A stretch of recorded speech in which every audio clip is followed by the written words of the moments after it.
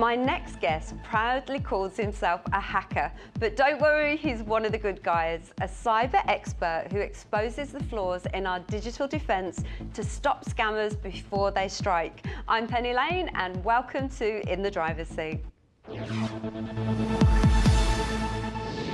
Jamieson O'Reilly is an ethical hacker, one of Australia's most successful, if not the most successful cyber protection experts.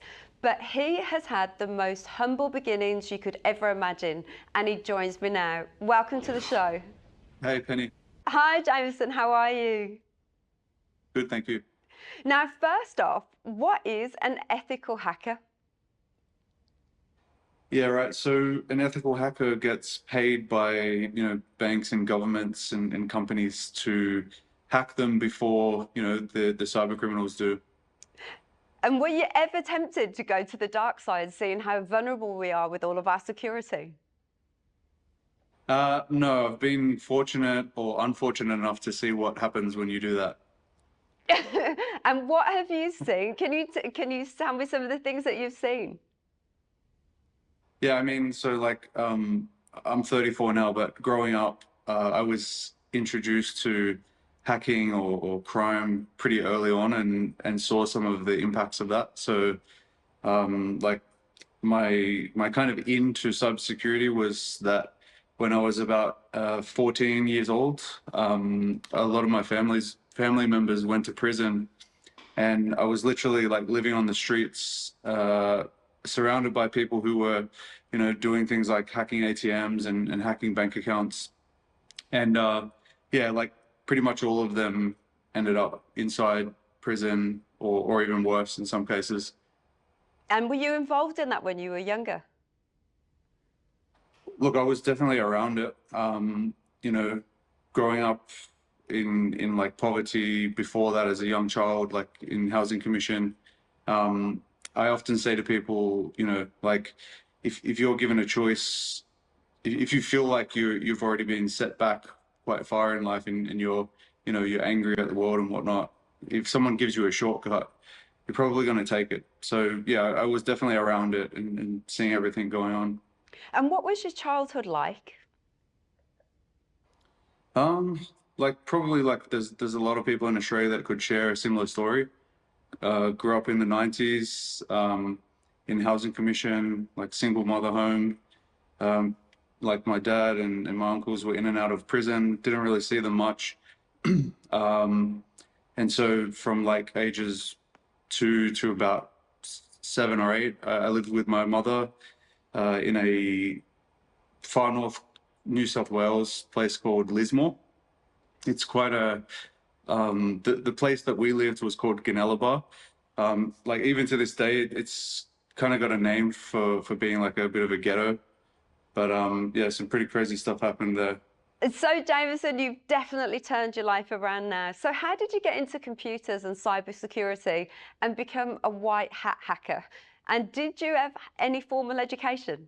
So basically, I left school at around 16. I couldn't really keep my mind in school because they were talking about, long-term planning and the future, and my life was kind of living a day at a time. And so what happened was, like, my mother was living in a homeless hostel, and I was trying to go to school from there, but it just wasn't working out. So kind of resorting to leaving school at around 16, did like odd jobs here and there through like construction and whatnot. And being basically homeless and living on the streets and seeing people hacking credit cards and bank accounts, to be honest with you, I kind of saw that as an opportunity and learned a lot of those skills. But it was many years later where I was probably about 20, 21 years old. And I was applying for all these jobs because I realized that coming from a life where everyone around me was in prison and whatnot, I knew that using those skills to do the same thing was going to end up in a very obvious place. Yeah, And it can so, definitely like, go down a slippery path, can't it? So did all of your success come from simple hard work? No degrees, no diplomas, just hard work. And how did you get your first proper legitimate gig? yeah, so basically I had to pretty much teach myself. Like there's a lot of information online. I used to like literally live in internet cafes. Like there was a few Korean internet cafes around the city that I basically stayed in and just learning. I'd go to work on a construction site at like from 6 a.m. till 4 p.m. and then I'd spend the rest of the time in the internet cafe learning how to hack. And so I ended up putting job applications in a number of places, but obviously no one would take me because I didn't exist on paper, right? Like left school at 15, 16, had no proper formal education or job. And I got one chance. I put in a job application for about 8 months, didn't hear anything. And then I got a phone call. I was literally sitting there on community service for something stupid that I'd done. And I thought, my life's, I'm just going to spiral out like everybody else I've known and end up in jail. And I get this phone call and there's a guy called Andy and he calls me. He's like, hey, dude, you put in this job application around 8 months ago. By any chance, would you still be interested? And I was like, at this point, I was so desperate. Like, I wanted to get a job somewhere in an office. Like, I was applying for anything, like data entry or reception, like, because I knew if I just got into that space, I could get where I You need to could go. And work your so, way up. And is that what sparked your interest to start your own company? Because you've got a really successful company now. And what does that company actually do? And who are some of your world's renowned clients? yeah, so I guess, yeah, that's the beginning of how I started this company. So I ended up working with a US cybersecurity firm, and they did like security products for the US Navy and a bunch of others. And so I worked there. After about 2 years, started my own company with a co-founder. Um, Back then, we had clients like ASX, Australian Stock Exchange, Optus, and a bunch of other large enterprise clients. And so, yeah, that's basically how it happened. And what kind of things are you doing for them? Yeah, so although I don't mention my current clients for operational security purposes, basically we don't want people to know who we're Yeah. protecting because we don't want to paint a target on their back. But essentially what we do is there's something called penetration testing. So, a casino or a bank or a government agency will come to us and say, we would like you to try and hack our servers, our computers, our people, because we want to know what it looks like in the real world. And I guess because of my upbringing and everything that I've been through, compared to, someone that's kind of just gone through academia, Like textbook we can learning, give totally them a different. more, yeah, we give them a closer, simulation to what they're really going to face in the real world. And how much do you think you've saved from the bad guys for all of your clients? It's hard to put a number on, but yeah, there's definitely been more than I can count of times where we've actually hacked a company first before, the bad guys do. Yeah. And then we've been able to harden and secure the company against that specific type of attack. So plenty of times, yeah. Yeah, good on you. And are we all too lax when it comes to cybersecurity? I think in Australia there's like a cultural, thing where traditionally Australians are very laid back. For a long time, cyber criminals have known that, and so like, it's not uncommon for us to talk to cyber criminals online when we're doing research and trying to find out who's attacking what, and they'll clearly say to us like, Aussies are some of the most gullible victims that they like to target because of that, traditional cultural kind of, the fact that we laid back. It's a shame, isn't it? I love Australia for that reason because we are so laid back. Yeah. It's horrible to think that we've got to get tougher. But are the criminals getting smarter? Yeah, they are getting smarter, and there's, the reality is that the criminals or I just say the attackers, the people on the offensive side, they always get to choose when to attack, right? The defenders have to wait for the attack to happen before they can actually react to it.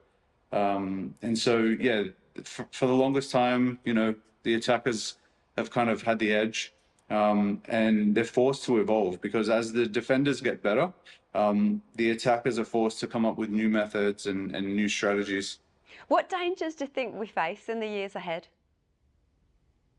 I think the barrier to actually hack is gone so low now with things like AI. When I was a teenager and I wanted to hack a bank, I had to actually put in some serious, research into understanding how to hack the same technology that they used. But now, like, you can have a 12, 13-year-old use AI to kind of make things easier. It's not instant, but yeah, definitely the barrier to entry. If you want to be a hacker or if you want to be a scammer, things like AI are going to make that much easier for you. Yeah, AI has helped me a lot, not with hacking, but just in everyday life. And finally, as a self-made success story, what do you believe your keys to success really are, and how do you measure success? Yeah, so I used to like put a big target on, success as like a financial figure or, like, what do you call it? Like, material goods. But the reality is like success for me is like knowledge, and understanding more about like why people do what they do and why I do what I do. So my life's kind of gone from, chasing, financial success, which I still do, but it's like, there is a deeper meaning, which is, I love this saying, a lot of people say to me, oh, you've had such a hard upbringing, but really I've learned to kind of love fate. I think fate loves irony, and there's a lot of ironic things in my life. Like, just to share with you one of the reasons that a lot of my family members went to prison was because they were involved in some form of hacking.